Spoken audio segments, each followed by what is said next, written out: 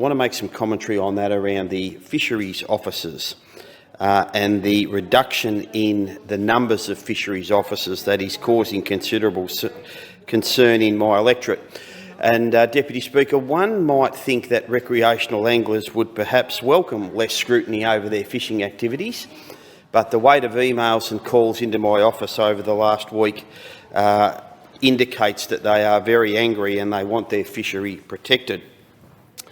One of the challenges we have, Deputy Speaker, is both Lakes Entrance and Mallacoota each will now only have 2 fisheries officers.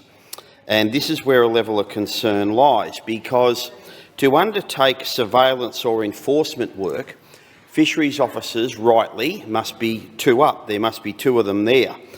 Now, it's over 2 hours between Lakes Entrance and Mallacoota, and when there's a need for urgent work, if one of those fisheries officers at either of those locations is on annual leave, sick leave, parental leave, long service leave, whatever leave they're on, you don't have 2 hours to travel between locations so that they can undertake that surveillance or enforcement work. So they cannot do their jobs properly. Now, we also had a regional manager in place who could provide some flexibility to this arrangement, but that job is also gone. Now, fisheries have told us not to worry because the Special Investigations Group will be provided and it will have additional resources to ensure that poaching and major crime will be tackled head-on. The only problem is we have no guarantees that they will have a presence in East Gippsland. They're probably going to operate out of Melbourne, and they won't be on the ground as the fisheries officers are, and they will certainly not be able to respond in the quick amount of time that local fisheries officers on the ground are able to do.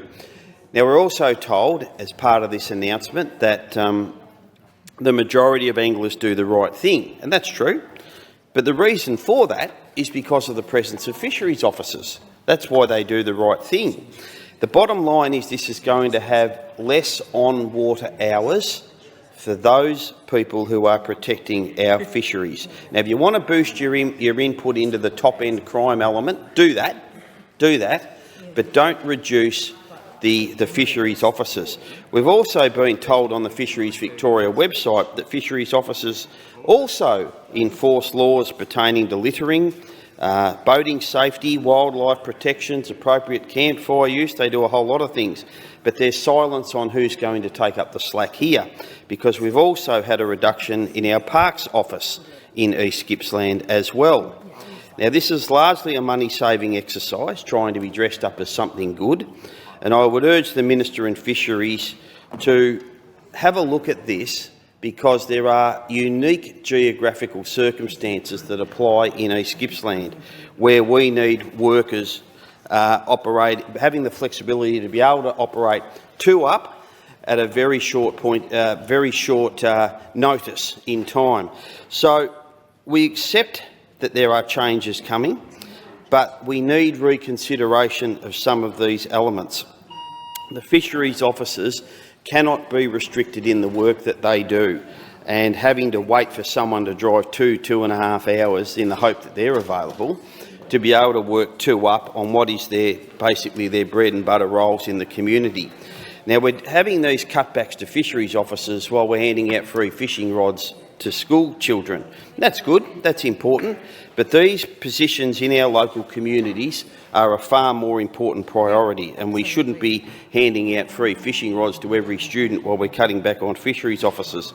So I urge both the Minister and Fisheries Victoria to revisit this structure that will allow our officers the flexibility they need to do their job properly, and that's probably going to be 3 fisheries officers in each of those 2 locations.